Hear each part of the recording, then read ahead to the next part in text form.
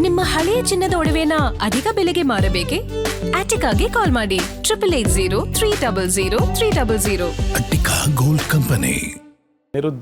ನಾವು ಏನು ಪ್ರತಿಯೊಬ್ಬರಲ್ಲೂ ಕೂಡ ಅವ್ರು ಏನು ಅನ್ನೋದನ್ನು ಕಾಣ್ತಾ ಇದ್ದೀವಿ. ಈಗ ಅಂತಿಮ ಯಾತ್ರೆ ಅಂತ ಅಂದಾಗ ಅವ್ರು ನಮ್ಮನ್ನು ಬಿಟ್ಟು ಹೊರಟಿದ್ದಾರೆ ಅನ್ನೋ ಒಂದು ನೋವು ಕಾಡ್ತಾ ಇದೆ. ಒಬ್ಬ ಸಂಗೀತಗಾರಾಗಿ, ಸಿಂಗರ್ ಆಗಿ, ಒಬ್ಬ ಲೆಜೆಂಡ್ ನಮ್ಮನ್ನು ಬಿಟ್ಟು ಹೋಗ್ತಾ ಇದ್ದಾರೆ ಇವತ್ತು. ಏನು ಹೇಳ್ತೀರಿ? ಇದು ಅಂದರೆ ನಮಗೆ ಮಾತೇ ಬರಲ್ಲ. ನಿಜ. ಮೊದಲನೇದಾಗಿ ನನಗೆ ಬಹಳ ಶಾಕ್ ಆಗಿದ್ದು ನಿನ್ನೆ ಹಾಡಬೇಕಾದ್ರೆ. ನಿಮಗೆ ಹೌದು, ನಾನು ಕೇಳೋದೇ ಮೇಲಿದ್ದೆ. ಹೇಗೆ ಗೊತ್ತಾಯ್ತು ಈ ವಿಚಾರ? ನೀವು ಕಾರ್ಯಕ್ರಮದಲ್ಲಿ ಬೇರೆ ಇದ್ರಿ. ನಮ್ಮ ಮ್ಯೂಸಿಷಿಯನ್ ಅಸೋಸಿಯೇಷನಲ್ಲಿ ಒಬ್ಬರು ಇದ್ರ ಬಗ್ಗೆ ಏನೋ ಒಂದು ಮೆಸೇಜ್ ಕೊಟ್ಟರು. ಓಕೆ. ನಾನು ಇನ್ನೇನು ಹಾಡು ಬಂದೆ ಸ್ಟೇಜಿಂದ, ಈ ಮೆಸೇಜ್ ಬಂತು. ಓಕೆ. ನೋಡಿ ಏನೋ ಬಹಳ ಶಾಕ್ ಆಯಿತು ನಮಗೆ ಅಲ್ಲೇ. ಅಂದರೆ ಹಾಡೋಕ್ಕೆ ಆಗಲ್ಲ ಅನ್ನೋ ಒಂದು ಸ್ಥಿತಿ ಆಗ್ಬಿಡುತ್ತದು. ಹೌದು. But again as I said, ಇವರ ಮಾತುಗಳೇ ನಮಗೆ ನೆನಪಾಗತ್ತೆ. ನನ್ನ ಕರ್ತವ್ಯ ಏನು, ನಾನು ಒಂದು ಸ್ಟೇಜ್ ಮೇಲೆ ಇದ್ದಾಗ ನಾನು ಕಾರ್ಯಕ್ರಮದಲ್ಲಿ ಹಾಡಕ್ಕೆ ಹೋಗಿರೋದು, ನಾ ಹಾಡಬೇಕು ಹೌದು ಅನ್ನೋ ಒಂದು ಅದೇ ಆ ಪ್ರೊಫೆಷ್ನಲಿಸಮ್ ಇದೆಯಲ್ಲ. ಈ ಥರ ನಾ ಯಾವಾಗಲೂ ಹೇಳ್ತೀನಿ ಅಂದರೆ, ಲೆಜೆಂಡ್ಸಿಂದ ನಾವೇನು ಕಲಿಬೇಕು ಅನ್ನೋದಿದೆಯಲ್ಲ, ಎಸ್ಪೆಷಲಿ ನಮ್ಮ ಜನ್ರೇಷನ್ ಆಗಲಿ ಅಥವಾ ನಮ್ಮ ಮುಂದೆ ಬರೋ ಜನ್ರೇಷನ್ ಆಗಲಿ, ನಾವು ನೋಡಿ ಕಲಿಯೋದೇ ಬಹಳಷ್ಟಿರುತ್ತೆ. ಹೌದು ಹೌದು ಹೌದು. ಏನಂದರೆ ಬರೀ ಹಾಡೋ ಟೆಕ್ನಿಕ್ಸ್ ಅಲ್ಲ ಅಥವಾ ಒಂದು ಸಾಧನೆ ಮಾಡೋ ವಿಧಾನ ಅಲ್ಲ, ಅವ್ರು ಹೇಗೆ ನಡ್ಕೊಳ್ತಾ ಇದ್ರು, ಅವ್ರು ಕೊಟ್ಟಿರೋ ಒಂದು ಸಂದೇಶಗಳೇನು, ಹೌದು, ಅವರ ಜೀವನದಲ್ಲಿ ಅವರು ಏನೋ ಒಂದು ಮೌಲ್ಯಗಳನ್ನ ಇಟ್ಕೊಂಡು ಯಾವ ರೀತಿ ಅವರ ಜೀವನವನ್ನ ನಡೆಸಿದ್ರು, ಇದನ್ನೆಲ್ಲ ನಾವು ಕಲಿಬೇಕು. ಇದು ಆಕ್ಚುಲಿ ನಮ್ಮನ್ನ ಒಂದು ಉನ್ನತ ಮಟ್ಟಕ್ಕೆ ಕರ್ಕೊಂಡು ಹೋಗುವಂತಹ ಒಂದು ವಿಷಯಗಳು. ಒಬ್ಬ ಒಳ್ಳೆ ಸಿಂಗರ್ ಎಲ್ಲ ಆಗ್ತಾನೆ, ಎಲ್ಲರಿಗೂ ಟ್ಯಾಲೆಂಟ್ ಇರುತ್ತೆ, ಇಲ್ಲ ಅಂತ ನಾ ಹೇಳಲ್ಲ. ಹೌದು. ಈಗ ಒಂದು 6 ಕೋಟಿ ಜನ ಸಂಖ್ಯೆಯಲ್ಲಿ ನಮ್ಮ ಕರ್ನಾಟಕದಲ್ಲೇ ಇಟ್ಕೊಂಡ್ರೆ 1 ಲಕ್ಷ ಜನಕ್ಕೆ ಟ್ಯಾಲೆಂಟ್ ಇರುತ್ತೆ, ಹಾಡೋ ಒಂದು ಏನೋ ಕಲೆ ಇರುತ್ತೆ. ಅದು ಸ್ಟೆಪ್ಪಿಂಗ್ ಸ್ಟೋನ್ ಅಷ್ಟೇ. ಅದು ಹೌದು. ನೀವು ಇವಾಗ ಒಬ್ಬ ಹಾಡುಗಾರ ಆಗ್ಬೇಕು ಅಂದ್ರೆ ನಿಮ್ಗೆ ಅದು ಕ್ರೈಟೀರಿಯಾ. ಅದು ಆ ಒಂದು ಕಲೆ ಇರಲೇಬೇಕು, ಟ್ಯಾಲೆಂಟ್ ಇರಲೇಬೇಕು. ಬಟ್ ಅದಕ್ಕಿಂತ ಹೆಚ್ಚಾಗಿ ಏನಿರಬೇಕು, ಡೆಡಿಕೇಶನ್. ಕರೆಕ್ಟ್. ಆ ಒಂದು ಅದೇ ಆ ಎಥಿಕ್ಸ್ ಅಂತಾರಲ್ಲ, ಆ ಮೌಲ್ಯಗಳು ಅಂತಾರಲ್ಲ, ಅದನ್ನೆಲ್ಲ ನಮಗೆ ಯಾರು ತಿಳಿಸ್ಕೊಡ್ತಾರೆ ಸರ್? ನಮ್ಮ ಕಲಾವಿದರ ಒಂದು ಜರ್ನಿಯಲ್ಲಿ ನಮಗೆ ಗುರುಗಳು ಅಂತ ಬಹಳ ಕಡಿಮೆ ಜನ ಸಿಗೋದು.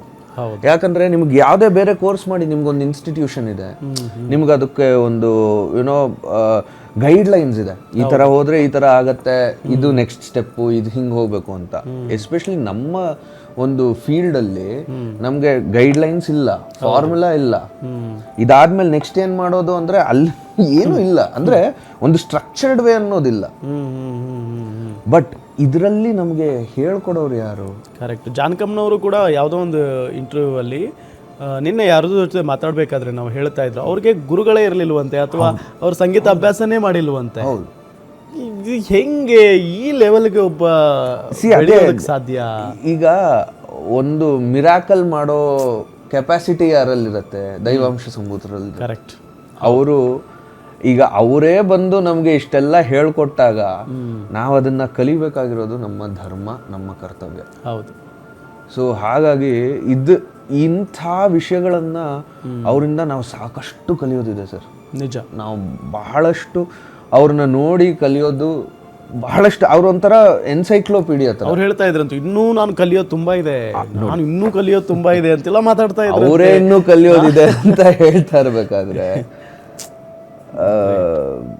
ನಿಜವಾಗ್ಲೂ ಅಂದ್ರೆ ನನ್ಗೆ ಯಾವಾಗ್ಲೂ ಒಂದಷ್ಟು ಅನ್ಸುತ್ತೆ, ಅಂದ್ರೆ ಈ ತರ ಒಂದು ಸಿಚುವೇಶನ್ಸ್ ಅಲ್ಲಿ ಇನ್ನೊಂದಷ್ಟು ದಿವಸ ನಮ್ಮ ಜೊತೆ ಇದ್ದಿದ್ರೆ ಇನ್ನೊಂದಷ್ಟು ಸರ್ತಿ ಅವ್ರನ್ನ ಭೇಟಿ ಮಾಡ್ಬೋದಾಗಿತ್ತೇನೋ, ಅಥವಾ ಏನೋ ಅವರ ಒಂದು ಮಾತುಗಳನ್ನ ಕೇಳ್ಬೋದಾಗಿತ್ತೇನೋ. ಈಗ ಭೇಟಿ ಅಂದಾಗ ಒಂದು ನೆನಪಾಯ್ತು ನನಗೆ. ಈಗ ಶ್ರೀನಾಥ್ ಅವರು ಕೂಡ ಮಾತಾಡ್ತಾ ಇದ್ರು, ಮತ್ತೆ ಸಾಕಷ್ಟು ಜನ ಗಣ್ಯರು ಮಾತಾಡ್ಬೇಕಾದ್ರೆ ನಮಗೆ ಹಿಂಗೆ ಕರೆದಿದ್ರು. ನಿನ್ನೆ ಶರಣ್ ಸರ್ ಕೂಡ ನಮ್ಮ ಶರಣ್ ಸರ್ ಇದಾರಲ್ಲ ಆ್ಯಕ್ಟ್ರು, ಅವರು ಕಾಲ್ ಮಾಡಿ ಮಾತಾಡ್ತಾ ಇದ್ವಿ. ಅವಾಗ ಅವ್ರು ಹೇಳ್ತಾ ಇದ್ರು, ನನಗೆ ಬರೋಕ್ಕೆ ಹೇಳಿದರು ಜಾನಕಮ್ಮ, ನನಗೆ ಹೋಗೋಕ್ಕಾಗಲಿಲ್ಲ ಏನೋ ಕಾರಣಾಂತರಗಳಿಂದ, ನಾನು ಇವತ್ತು ಎಷ್ಟು ಮಿಸ್ ಮಾಡ್ಕೋತಿದ್ದೀನಿ.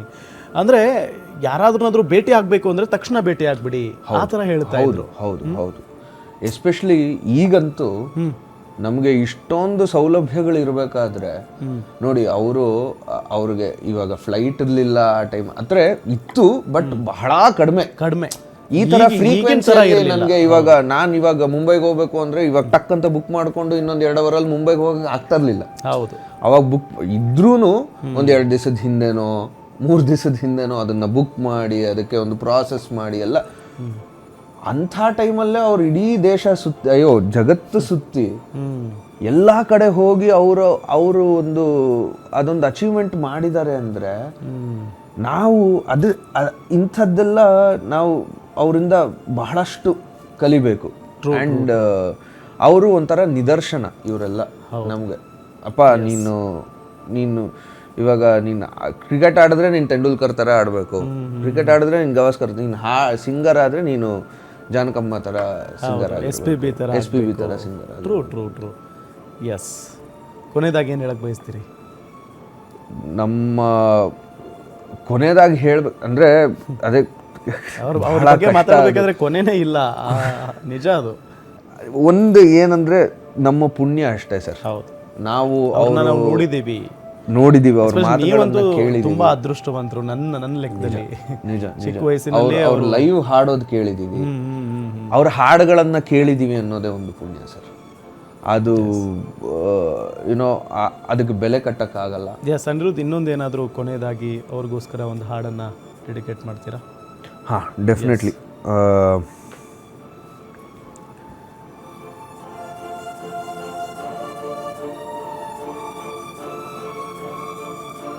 ಅವರ ಇನ್ನೊಂದು ಒಂಥರ ಎವರ್ಗ್ರೀನ್ ಹಾಡು, ಎಸ್, ನನಗೆ ಬಹಳ ಇಷ್ಟ ಈ ಹಾಡು. ಜೀವವೀಣೆ ನೀಡು ಮಿಡಿತದ ಸಂಗೀತ,